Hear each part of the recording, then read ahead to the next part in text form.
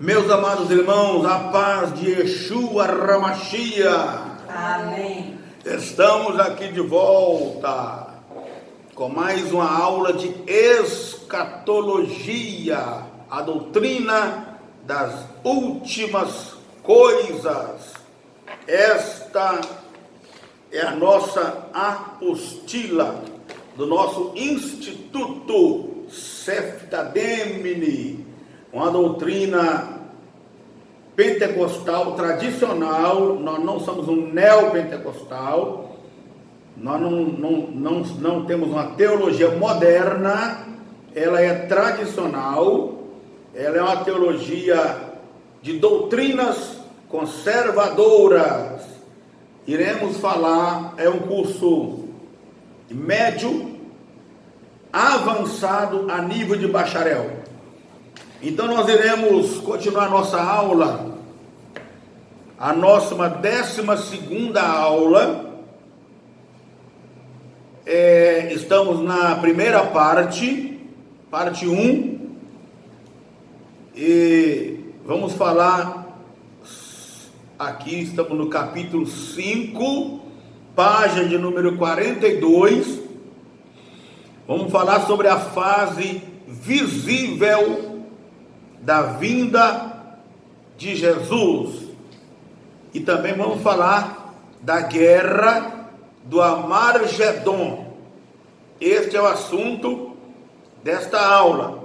Na aula passada nós falamos sobre a descrição da mulher de Apocalipse 12, a descrição do filho da mulher, a descrição do dragão e a descrição ali quem é aquela mulher que simboliza a igreja de Cristo, né? Que é a igreja do Antigo Testamento, que é o Israel que formava a igreja de Cristo, que não é o Israel étnico, e sim o Israel que formava a igreja de Cristo, os judeus, e a igreja do Novo Testamento, que é a igreja de Jesus Cristo. Muito bem.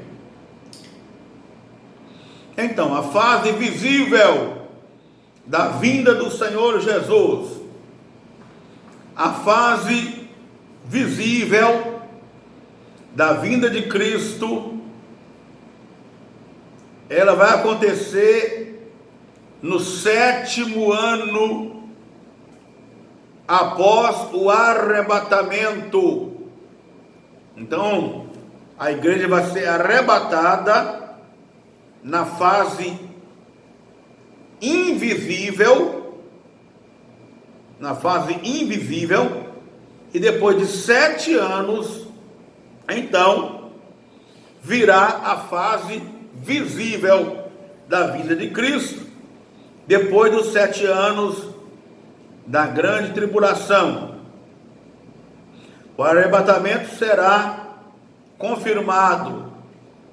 A profecia de Zacarias 14, leiamos, Zacarias 14, versículo 4 a 5. Está aqui, que diz assim: eis que é vindo o Senhor com todos os seus santos, e também vamos achar escrito no livro de Judas, quando ele diz que Enoque também profetizou, dizendo assim no seu versículo 14: eis que vem o Senhor com miríades dos seus anjos, dos seus santos. Judas 14. Então, a igreja descerá com Jesus nesta fase visível da volta de Cristo, depois da grande tribulação, a igreja descerá com Jesus e aí se dará a segunda fase visível da sua vinda. Diz a Bíblia assim: então aparecerá no céu o sinal do Filho do Homem, e as potências do céu serão abaladas. Mateus capítulo 24, versículo 29 a 30. Aparecerá então Jesus com poder e grande glória nas nuvens, e todo olho o verá.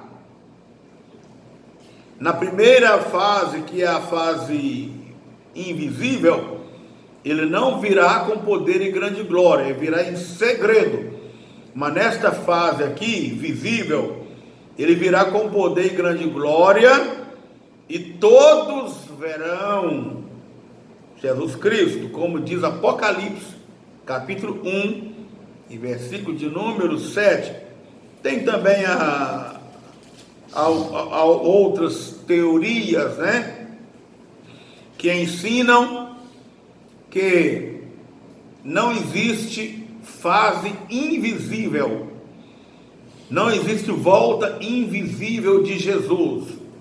Esta é uma outra teoria que é ensinada, né?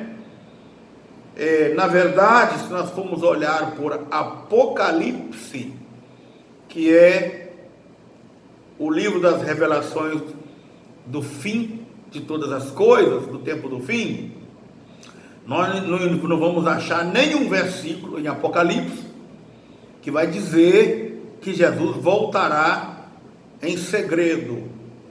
O livro do Apocalipse já começa dizendo, no capítulo 1, versículo 7, assim: eis que venho com as nuvens, todo olho o verá, e até mesmo os que traspassaram verão o Filho do Homem. Então, fica aí um mistério, tá? Deuteronômio, me parece que é 29, confere para mim, ou 29, vai dizer que as coisas ocultas, os segredos ocultos, são para Deus e não são para os homens. Então nem tudo nós podemos afirmar, Deuteronômio 29, nós nem tudo podemos afirmar, né, e dizer que eu estou com a verdade. Ninguém está com a verdade. Quem tem a verdade é só Jesus que tem. Este capítulo 24 de Mateus e Apocalipse 1, versículo 7, tem sido motivo de confusão. É o que eu estou falando aqui. Motivo de confusão na mente de muitas pessoas e até de muitos teólogos, por não saber interpretar o texto, e principalmente o versículo 30, quando diz: então aparecerá no céu o sinal do Filho do Homem, vindo sobre as nuvens com poder e grande glória, e todo olho o verá. Todo olho o verá. Precisamos entender que o capítulo 24 de Mateus está dividido em duas partes, do versículo 1 até o versículo 28, está abordando o momento do princípio de dores, e neste princípio de dores pode ou poderá acontecer, vou dizer assim, poderá acontecer a primeira fase da vinda de Cristo, que a maioria dos teólogos ensinam que é uma fase invisível, aonde ele virá em segredo. Ninguém irá ver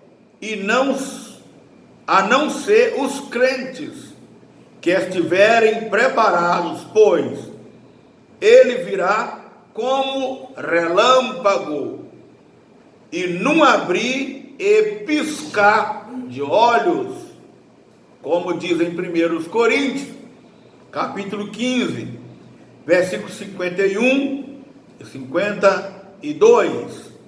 Muito bem, lá em Coríntios, capítulo 1, 1 Coríntios, capítulo 15, versículos 51 e 52, Paulo diz assim: eis aqui vos digo um mistério, na verdade nem todos dormiremos, mas transformados seremos. Olha como o versículo diz: na verdade nem todos dormiremos, mas transformados seremos no abrir e piscar de olhos. Calma, vou repetir de novo para ver se você consegue entender.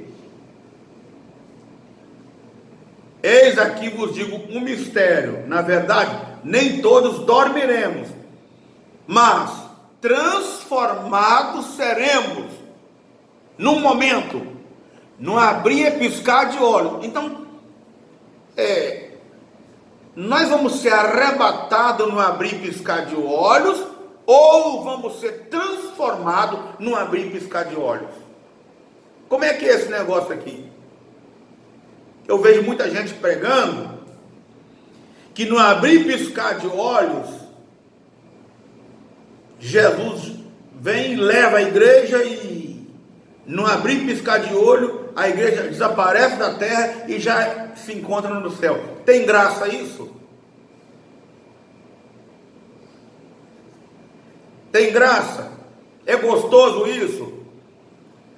Desapareci aqui, apareci lá. Não deu nem tempo de regozijar com meus irmãos no arrebatamento e dizer: que coisa boa, que gostoso, que lindo, né? Estamos sendo arrebatados, Jesus voltou e está nos levando, né? Valeu a pena sofrer lá na terra, que coisa linda. Não teria graça o arrebatamento, irmão. Não teria graça se nós piscasse o olho aqui e já aparecer lá no céu. Eu vou dizer uma coisa aqui, na minha teoria, na minha conjectura, o gostoso do arrebatamento é subir devagarinho. Eu vou mais além. Agora não vai ser teoria minha não, eu vou usar a Bíblia. Quando Jesus estava ensinando os discípulos no Monte das Oliveiras, os seus últimos ensinamentos, sua última instrução, Jesus foi falando, daí a pouco Jesus começou a subir bem devagarinho, e conversando com os discípulos, e o discípulo foi ouvindo e foi vendo Jesus subindo, aí lá em cima, quando ele chega lá nas alturas, vem uma nuvem e oculta Jesus. A nuvem vem, Jesus subindo, vamos supor aqui, Jesus subindo bem devagarinho, quando chega lá na altura, desce uma nuvem e oculta Jesus, para os discípulos não ficar mais vendo, nem os ímpios continuar vendo Jesus. Ele subiu devagarinho. De repente desce dois anjos, dois varões, vestidos de branco, e vai dizer assim: varões galileus, por que estáis olhando para as alturas? Do mesmo modo que esse Jesus subiu, ele voltará. Do mesmo modo. Então, irmão, o arrebatamento de Jesus é a mesma coisa do arrebatamento da igreja. Viu? A igreja vai subir devagarinho. Eu vou poder olhar para os meus alunos que estão aqui, ó. Eu vou poder dizer, irmão Ed, que maravilha. Eu e você recebemos um corpo semelhante ao corpo de Jesus, que está lá em cima nos esperando. Irmão Ed vai dizer o quê? Que maravilha. Isaías, que maravilha.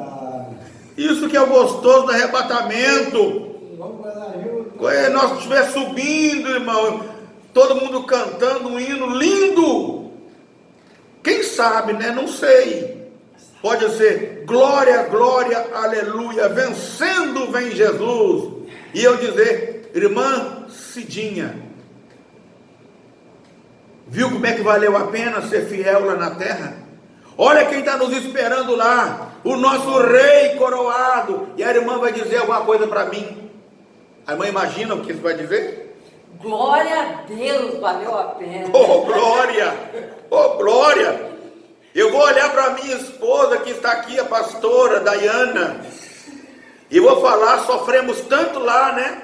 Dirigindo igreja, ganhando as almas para Cristo, dando aula de teologia, passando problema, tribulação, mas não largamos a fé, ficamos firmes. Agora recebemos um corpo transformado, incorruptível. Valeu a pena ou não valeu? E a pastora vai dizer o quê? Deus é fiel. Deus é fiel. Irmão, isto é o gostoso do arrebatamento. Por isso eu vou dizer uma coisa aqui. Concorda comigo? Quem quiser, quem não quiser, não tem problema, eu não vou te condenar por isso não. O piscar, o abrir e piscar de olho não é para arrebatamento. O abrir e piscar de olho é para transformação de corpo. Viu? Porque você vai piscar o olho e quando olhar você já tem um corpo glorificado. Enquanto os mortos estão ressuscitando com corpo incorruptível, a igreja pisca o olho e já está com o corpo prontinho para ser arrebatado, encontrar com Jesus no céu. Esse é o gostoso do arrebatamento, porque senão não teria sentido sumir aqui e aparecer lá. Teletransporte. Não é? Então, Realmente isso é muito sem graça. né? Ia ser sem graça. Ia ser sem graça. Então, pense nisso, tá? Você que está me ouvindo aí na rede social, pense nisso direitinho, tá? Pense nisso. Muito bem, vamos continuar. Deixa eu ver onde é que eu parei aqui. 1 Coríntios 15, 51 e 52. Isso, obrigado. Por isso que é bom ter alunos que ficam ligados na aula, né? Isso é muito bom, muito bom. Logo, a segunda divisão está a partir do versículo 29 a 35, onde está abordando a segunda fase da segunda vinda de Cristo, que é a fase visível, onde todo olho o verá, como está em Mateus 24, 30 a 31, Apocalipse 1, 7. Neste momento a igreja descerá com Jesus e poremos os pés sobre o Monte das Oliveiras, como está em Zacarias 14, versículo 4 e 5, e é aqui que se dará a guerra do Armagedon, a guerra do Armagedon. Vamos entrar um pouco na tipologia. Vamos abrir um parêntese aqui para falar um pouquinho de tipologia. tipo da igreja que vai ser arrebatada. Tipologia. Então vamos lá, preste bem atenção para você aprender essa tipologia. Olha, Elias e Eliseu, em 2 Reis, capítulo 2, versículo 1 a 25, nós vemos aqui uma tipologia de Elias, que é o tipo da igreja que vai subir no arrebatamento.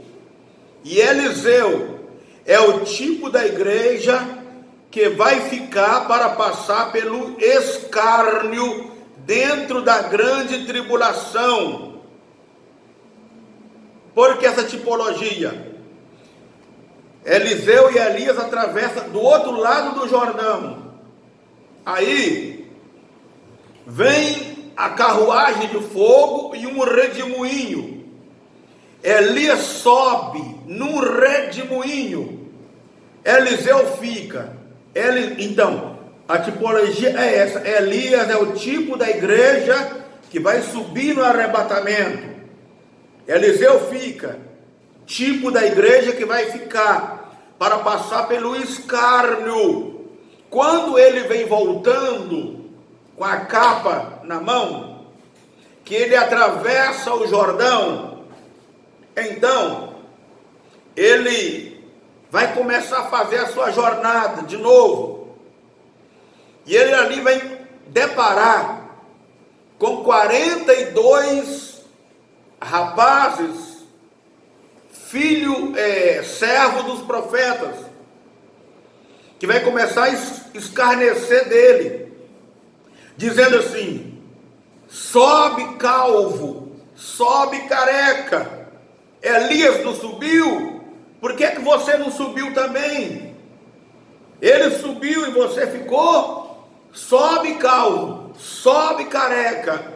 Então, por isso Eliseu, ele entra aqui na tipologia da igreja que vai ficar, os desviados que vão ficar, para passar pelo escárnio dos ímpios dentro da grande tribulação. Vamos continuar falando.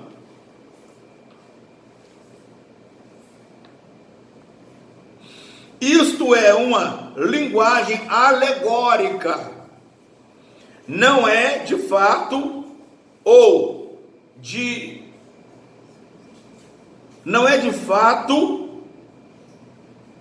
se preferir, podemos chamar de linguagem figurativa. Não está dizendo aqui literalmente, quer dizer, aqui não está dizendo literalmente que Eliseu era um desviado, tá? Jesus sempre usou este tipo de linguagem, quando ele dizia: estarão dois no campo, um será tomado, o outro deixado. Fala aqui de 50%. Lá na passagem das 10 virgens, 5 eram loucas e 5 eram prudentes. Também dá para entender aqui 50%. Estarão dois numa cama, um será tomado, o outro será deixado. Também aqui dá para entender que é 50%. Tem uma passagem que vai dizer assim: estarão dois no moinho, um será tomado e o outro deixado. Mas nós não podemos pegar isso aqui ao pé da letra não, que vai ser 50% vai subir e 50% vai ficar. Ninguém sabe qual a porcentagem de salvo que vão subir. Isso aqui é só a linguagem figurada, isso aqui é alegoria, é a linguagem alegórica, não é literal, ok? Muito bem. A capa de Eliseu, vamos ver aqui, mais uma linguagem. A capa de Elias que caiu é um tipo da roupa que irão cair dos crentes que forem arrebatados. Porque essa roupa aqui não vai entrar no céu não, ó. Nós vamos ganhar novas vestes. O Senhor vai nos dar. Então, a capa de Elias que caiu tipifica a roupa dos crentes que vão cair quando eles foram arrebatados.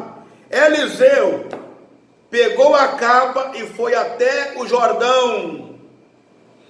Jordão aqui, água, tipifica multidão de povos e tipifica tribulação. Água, Jordão, água, significa multidão de povos e significa tribulação.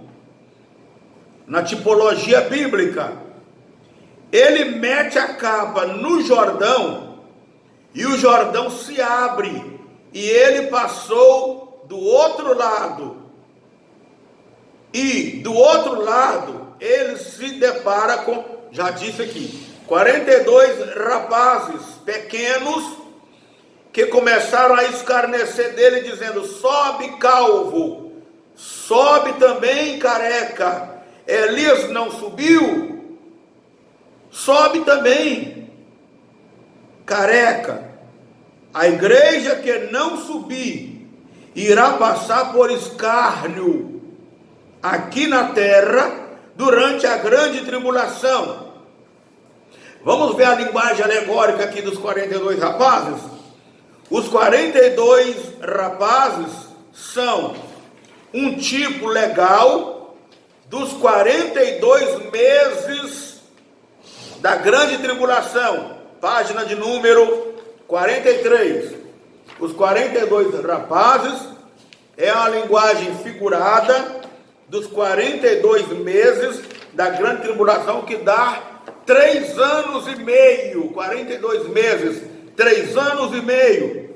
A grande tribulação.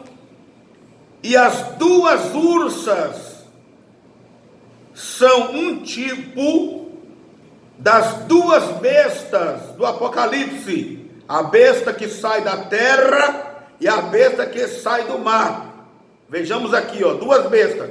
Uma que surgirá da terra e a outra que surgirá do mar. E irão comer os 42 rapazes, que tipificam os 42 meses da grande tribulação, que são 3 anos e meio. Faz a conta para você ver. Outro tipo aqui, Enoque, foi o tipo. Enoque foi arrebatado vivo antes do dilúvio. Tipifica a igreja que vai ser arrebatada viva e que não vai passar pela grande tribulação. Gênesis 5, 21 ao 24, Apocalipse 3, versículo 10 ao 11.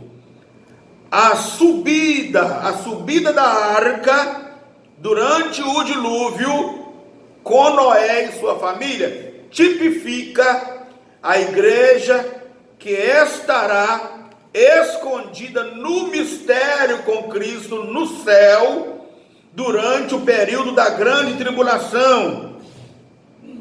Grande tribulação. E quando as águas abaixarem, quando a grande tribulação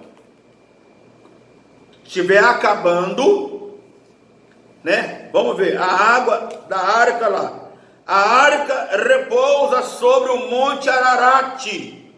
Tipifica a igreja que descerá com Cristo no monte Sião no final da grande tribulação, para reinar com ele no milênio. Gênesis 7, versículo 1 a 7, Isaías 26, versículo 20, Gênesis 8, versículo 3 a 5.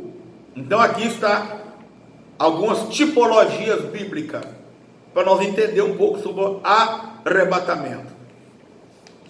Agora nós vamos aqui falar sobre a guerra do Armagedon para nós terminar esta aula. A guerra do Armagedon, que é o julgamento das nações. O julgamento das nações acontecerá na guerra do Armagedon. Todos aqueles que perseguiram Israel durante a grande tribulação serão neste momento destruídos. No momento em que descermos e pusermos os pés sobre o Monte das Oliveiras, os judeus perguntarão a Jesus, por quê? Jesus vai descer com as suas mãos assim, ó, braço aberto, para os judeus ver as feridas das mãos. Quando ele subiu assim. E ele vai descer assim também, de braço aberto, para todo mundo ver as feridas. Então, quando ele descer, os judeus perguntarão a Jesus, que feridas são estas nas suas mãos? E ele responderá, são feridas com que fui ferido em casa dos meus amigos, Israel. Zacarias 13, versículo 6. É aí, então, que os judeus entenderão que aquele Messias é o mesmo Jesus que eles mataram há milênios atrás, porque até hoje os judeus não acreditam, não creem que foi Jesus que morreu lá na cruz, que foi o Messias. Nesse dia, então, eles vão reconhecer que realmente ele foi o Messias que eles mataram lá na cruz do Calvário. Diz a Bíblia que haverá um arrependimento nacional e os judeus chorarão como nunca choraram, como na morte de um primogênito. Zacarias 12, versículo 10. Neste momento, então, terá terminado a grande tribulação e os judeus serão socorridos pelo auxílio divino e se dará o julgamento das nações. Então, ali se dará o julgamento das nações, fazendo-as descer ao vale de Josafá, e ali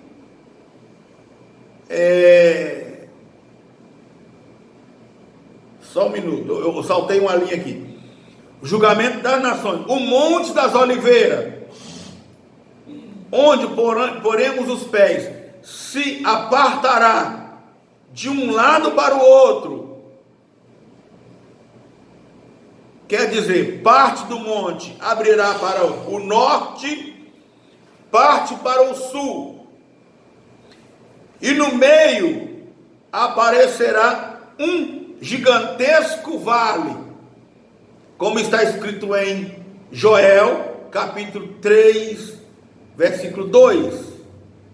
Aí o Senhor congregará todas as nações, fazendo-as descer ao vale de Josafá, e ali ele julgará as nações por causa de Israel. Mateus capítulo 25, versículo 31 a 46. Pondo então aqueles que maltrataram Israel à sua esquerda, e aqueles que defenderam Israel à sua direita. E ele dirá aos da direita: vinde, benditos de meu Pai, possuir por herança o reino que vos está preparado desde a fundação do mundo. E aos da esquerda, ele dirá: apartai-vos de mim, malditos, para o fogo eterno que está preparado para o diabo e os seus anjos. Amém. Então, isto nos mostra que essas nações que perseguiram Israel, neste momento desaparecerão do mapa. A partir de então, aqueles que defenderam os judeus entrarão no milênio e participarão da glória celestial aqui na terra. Estas nações que defenderam os judeus, não quer dizer que elas serão salvas, mas sim, não quer dizer que elas serão salvas para sempre.